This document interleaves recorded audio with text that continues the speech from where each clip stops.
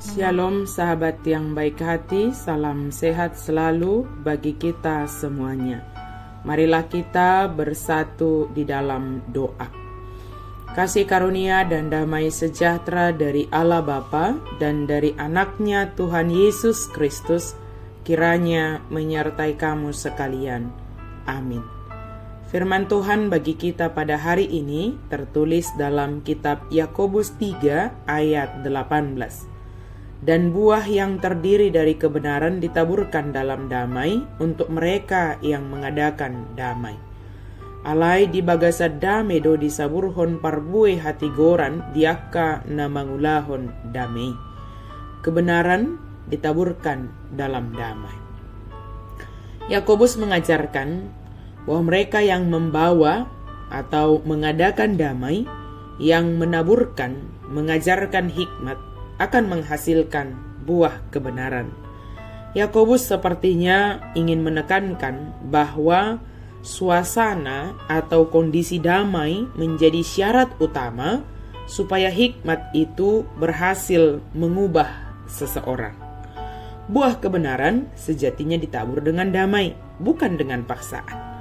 Damai tidak bisa didapat dengan pemaksaan. Ia hanya bisa dicapai dengan pemahaman. Namun sering manusia mencoba mencapai damai dengan cara yang tidak damai.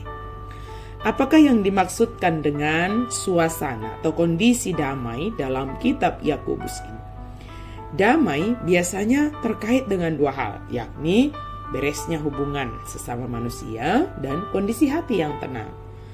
Jika melihat konteks pembahasan Yakobus yang berbicara mengenai bahaya perkataan, juga mengenai bahaya iri hati, mementingkan diri sendiri, maka Yakobus sepertinya menggunakan istilah damai untuk membicarakan mengenai kondisi hubungan yang dibangun secara sehat, tanpa perselisihan dan tanpa pertengkaran. Dengan demikian, Yakobus melihat bahwa hikmat yang diajarkan akan efektif menghasilkan buah kebenaran jika disampaikan tanpa pertengkaran.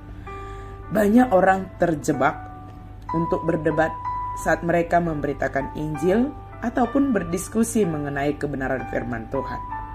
Perdebatan memang tidak selalu buruk, tetapi sangatlah sulit untuk saling belajar saat kita dalam perdebatan. Mengapa demikian?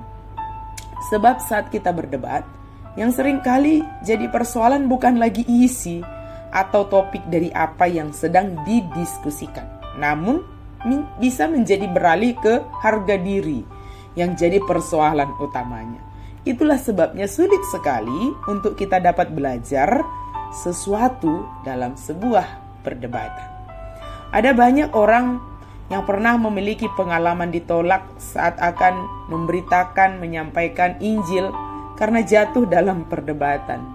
Bisa saja ketika kita memberitakan Injil atau berdiskusi tentang Injil, kita terjebak dalam diskusi yang hangat dan alot, bahkan ada yang sampai bersih tegang. Diskusi dan dialog seperti itu tidak akan sehat lagi, sebab Injilnya bisa saja mereka pahami, tetapi mereka sulit untuk menerimanya. Contoh lain misalnya bisa saja kita berusaha menyadarkan orang dari hidup yang telah jatuh dalam penyembahan berhala, karena ia menyembah nenek moyangnya misalnya, roh-roh nenek moyang. Namun cara kita bukan dengan cara yang baik dan suasana damai, sehingga membuat yang bersangkutan menutup diri kepada kebenaran itu sendiri. Harus kita sadari bahwa dalam perdebatan dengan orang lain, kita berhasil karena orang tersebut tidak bisa membantah apa yang kita katakan, namun kita akan menjadi kalah dalam pembicaraan tersebut, sebab orang tersebut tidak berhasil untuk dibawa kepada Kristus. Kita mungkin menggunakan cara yang salah dalam bersaksi itu. Kita mungkin juga menyangka jika kita berhasil menjatuhkan pandangan orang lain, maka orang tersebut akan percaya dengan apa yang kita beritakan.